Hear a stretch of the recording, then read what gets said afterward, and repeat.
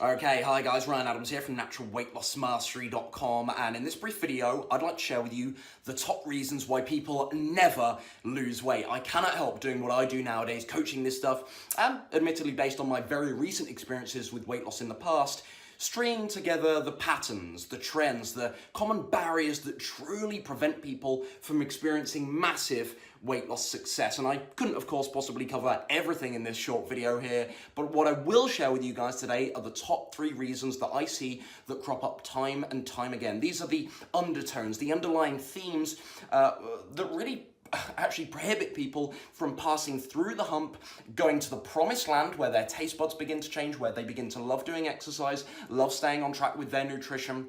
And really then it's, what would you say, a golden path, a yellow brick road to ultimately, eventually getting to the weight that you would like to be. Once you get through that hump, things get a great deal easier. The problem is people never really push through that phase. And I think if you can unlock these 3 reasons in the correct way for you and create a strategy to work around them if they're affecting you right now, I think you can really, and it might sound like I'm exaggerating and speaking very hyperbolically here, but you can 10x your chances of weight loss success. I really, truly believe that. So hopefully you'll find this video to be very valuable.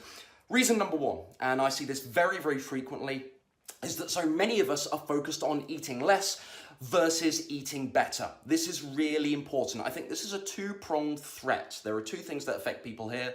Number 1, you get a great deal of people that continue to eat food that, what would you say, isn't that conducive to losing weight.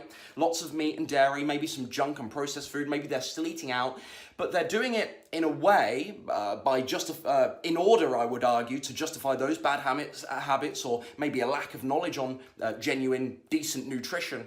They're doing it in a way whereby they're calorie counting, whereby they're restricting themselves, whereby they're, let's say, eating less. And that's a dangerous thing to do, firstly, because you're not necessarily eating healthily. So that's the first. The second element of that prong is the people that are actually eating right and they're taking conscious steps to eat more healthy natural plant foods like we're designed to eat, like the scientific literature seems to be overwhelmingly arguing that we should be eating more and more of nowadays. But they're eating so little, they're just focused on the likes of the fruits and veggies, they're having green salads as their main meals. A big problem with that is you're not really always whetting the appetite. There's something missing there. And for many of us, it's the grains. We need those starchy staples, those grains to bulk up our meals so we feel full, satisfied, so we can get the caloric, what would you say, the caloric density that we need to function at a happy, healthy level. And that's really important. So I think this is a 2-pronged thing. But ultimately, both of those things, they involve eating less food and that being very much the mentality. Now, I think it's, and quite rightly, mainstream health and weight loss advice nowadays. There's a mainstream philosophy about doing a little bit more exercise, doing a little bit more exercise, eating a little bit less food, and then losing weight. And I think, yeah, sure, as a rule of thumb, I can't really disagree with that. I'd be a bit crazy to disagree with that basic sentiment, wouldn't I? But for me, that's not really nuanced enough. I think a more long-term solution is to focus on eating healthily, sustainably, eating a decent amount of calories. Sure, if you want to follow this caloric restriction mentality, you can, of course, focus consciously on your calories, but maybe not have so much of a deficit that it causes you to really struggle with your diet, to really not eat healthily because you're doing a flexible dieting sort of approach, but to instead focus on health, focus on genuine good nutrition, and make it sustainable for you. It's absolutely essential. I think the solution to this mentality of eating less is to really focus on nutrient density. Once you start focusing on eating the right foods that will provide your body with the fiber, the minerals, the vitamins, the antioxidants that it needs to function at an efficient level, it's amazing how full, satisfied, and satiated, how wonderful you feel, how wonderful you become. And that process over time is much more sustainable. It's built with longevity in mind for you to lose weight slowly. Not necessarily slowly, the weight can come off very fast like it indeed did for me 3 years ago, but very, what would you say, sustainably, consistently over time, so you're not following these extreme, hardcore, eat less focused diets. And therefore you can be more consistent with this stuff over the long term. So I think most certainly the first rule of thumb is to focus on eating healthily, sustainably, eating better versus always eating less. And you have to recall here as well that the likes of your hormonal functions, the likes of the gut flora, it has no respect for this restriction approach. It has no respect, and the gut flora, this is really important, for that sort of flexible dieting approach where sure you're eating less, you're eating in a calorie deficit, but you're eating lots of junk foods. Your bacteria community within the body, the microbiome, it does not respect that whatsoever. So if your goal is long-term health and weight loss success, sure, you might have that initial drop, but over time, your body's going to be like, no, I'm not doing this. I'm not playing this game. Where's the nutrient density here? Where are the vitamins, the phytonutrients, the phytates that are essential to my health and well-being? So I most certainly think this first reason, if you can tackle this in the right way, by filling yourself up a little bit. If you're having lots of fruits and veggies right now, but you feel like you're not really hitting the spot when it comes to your nutrition, and because of that, over time you're binge eating, or you're eating out, or you're having like a 5,000 calorie day because you can't deal with it, and you end up just giving up and going crazy with it. If that's a particular problem for you right now, like I know it is for many of my audience, get some grains in there, fill up on those starchy staples, eat a decent amount, and it will serve you very well, I'm sure. Reason number 2 why people never lose weight is because so many of us are dieting, quote unquote. As I once heard Dr. Michael Greger saying, I might be paraphrasing slightly here, we don't need a diet, we need a way of eating that we can comfortably stick with throughout our lives. That is absolutely essential. It is this short-term, extreme, faddy diet mentality that often leads to all of these actions that are predicated on short-term goals, the likes of instant gratification. We want the abs by the summer. We want to drop 10 pounds for our wedding dress in 2 months' time. And sure, it's wonderful to have these ambitious goals, but as I've said time and time again on this channel, it often leads us to doing these very extreme, these very unsustainable things. This absolutely ties in with reason number 1 as well, very closely here. It's about finding something that is healthy and sustainable for us so that we can keep this up for the rest of our lives ultimately, okay? And that's really my goal with Natural Weight Loss Mastery. I'm not here to help anyone shred down for the summer or anything like that. I'm much more interested in I'm much more interested in the long term here. That's my message, that's what I want to promote.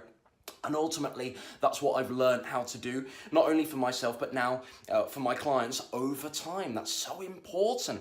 And the problem is when you come from this mentality where everything is just a little diet that you're doing for a temporary period of time, you never go through that all-important hump like I spoke about at the start of this video. You never go through that habitual and mental transformation. It's almost like there's this blockage there. When you come from this dieting mentality, there's this blockage, this mental block that you cannot push through. You're always knocking on the door, but until you make the switch of making it about the long term, about sustainability, about genuine health, about good nutrition, that's when the weight will just fall off as a byproduct of these new good habits that you bring into your life over time. So I think number 2, most certainly, if you can get out of this phase, if you can get out this mentality rather of treating your new attempts to lose weight as a short-term diet or as a fad or something you're only doing for 8 weeks, I think you'll massively increase your chances of pushing through that hump and being really successful with this stuff. So in terms of practical advice on this particular point, ask yourself questions like,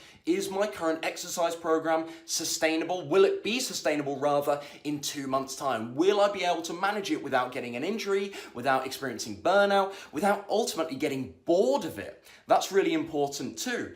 Is my current way of eating, is my current nutrition plan one that I can see myself doing in 2, 3, 4, 5, 6 months' time, 5 years' time? Is this something that I'm integrating into my day-to-day life rather than just feeling like this chore that I have to do for now? These are really important questions to ask yourself. And the third and final reason that I'd like to share with you guys in this video, and actually this ultimately is a superordinate theme in many of our lives. I know my audience reasonably well at this stage, and although I would argue for the significance of the previous 2 reasons I've shared in this video already, this for many of you might just be the most important one of the 3 in terms of actually tackling and troubleshooting.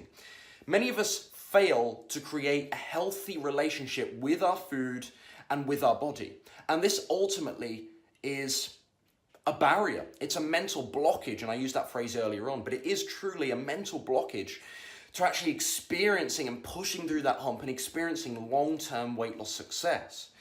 And what I mean by that, and here's a great example, our relationship with food in particular is so emotionally charged. I was about to say it's emotionally charged nowadays, perhaps it always has been, but with the abundance that many of us live with in the West nowadays, with thanks to the likes of supermarkets and the growth of consumerism, the amount of choices we have in terms of our food now, I think there is a correlation between that. I think there's a correlation between a growth of nihilism, certainly in my generation, and hedonism that has pushed us down this route of seeking food for some kind of emotional reason. And so many of our food decisions nowadays, and I see it amongst my generation in particular, are emotionally charged. So many of those food decisions are emotionally charged, whether it's loneliness, whether it's boredom, whether it's depression, whether it's stress, anxiety. So many of us turn to food as a result of those emotions rather than reacting to genuine hunger and eating food only then. Rather than using food for functional purposes, we are using food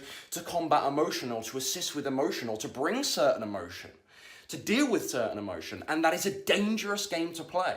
And I've suddenly turned very serious at this point in the video because I really want to stress that. My conviction on this is huge. That is a seriously dangerous game to play, guys, if you're doing it right now. So my honest suggestion to you, if you're dealing with this, is start posing questions to yourself. Start asking yourself, do I feel this way about my body? Is there a reason why I have such a bad relationship with food? Is it from my childhood? Is there a previous relationship I had with somebody that turned toxic, or there was some underlying tone there that I didn't really analyze or notice at the time that has pushed me down this path? And these are very, very important questions to ask. They're very difficult questions to ask, but if you can truly get to the bottom of this issue, if you can truly deal with the reason why you perceive yourself in a certain way right now, why you feel like you need to lose weight, or why you feel like you perhaps turn to food in certain times in your life, certain circumstances, certain emotional situations, you can truly push through that stuff. Once you just become aware of it, being conscious of it in the first place, that's almost part of the strategy in actually dealing with it. Then, of course, you need to actually work out how you can get around that stuff. And I've covered this. I've got craving worksheets in my book, Natural Food's the Only Diet You Need.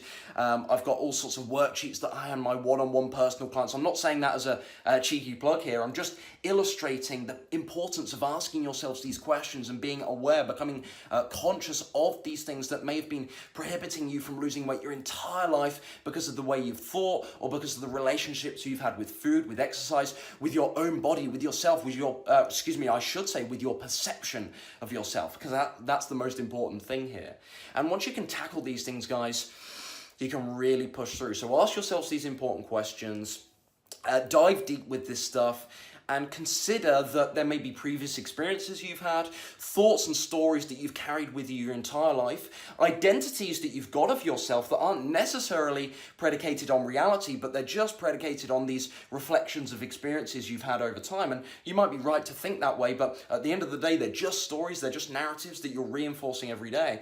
Think about how those things have held you back from experiencing weight loss success. I know this is a bit more of a bit of flim-flam advice from me here, because I can't give you guys anything that concrete, but just something to consider anyway. So yeah, these are the 3 reasons anyway that I think you guys should really focus on tackling. So important when it comes to pushing through that hump and experiencing massive weight loss success. If you found this video useful, make sure you give it a like down below, subscribe if you're new to the channel, and I'll see you guys in the next one. All the best.